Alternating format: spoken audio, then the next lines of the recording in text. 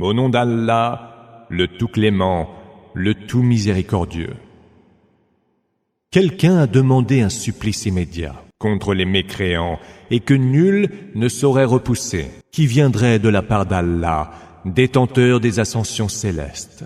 Les anges et l'esprit mettent, pour monter vers lui, un jour qui équivaut à 50 000 ans. Patiente donc, d'une belle patience. Il le voit bien loin, et nous le voyons tout proche. Ce jour-là, le ciel sera comme de la lie d'huile, et les montagnes seront comme de la laine éparpillée. L'ami chaleureux n'interrogera point son ami, bien que se voyant l'un l'autre.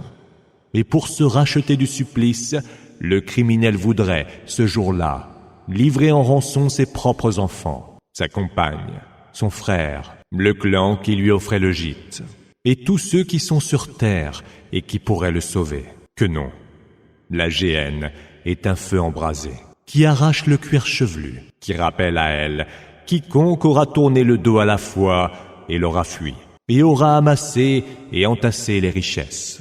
L'homme a été créé anxieux. Quand un malheur le frappe, il est abattu. Et quand un bien l'atteint, il n'en est que plus avare, à l'exception de ceux qui accomplissent la prière, ceux qui accomplissent assidûment leur salate, qui prélèvent sur leurs biens une part déterminée, au profit du mendiant et du démuni, et ceux aussi qui tiennent pour vrai le jour de la résurrection, qui redoutent le supplice de leur Seigneur, car rien ne saurait assurer contre le supplice de leur Seigneur, et ceux qui préservent leur chasteté, sauf dans les rapports intimes avec leurs épouses ou leurs servantes possédées de plein droit.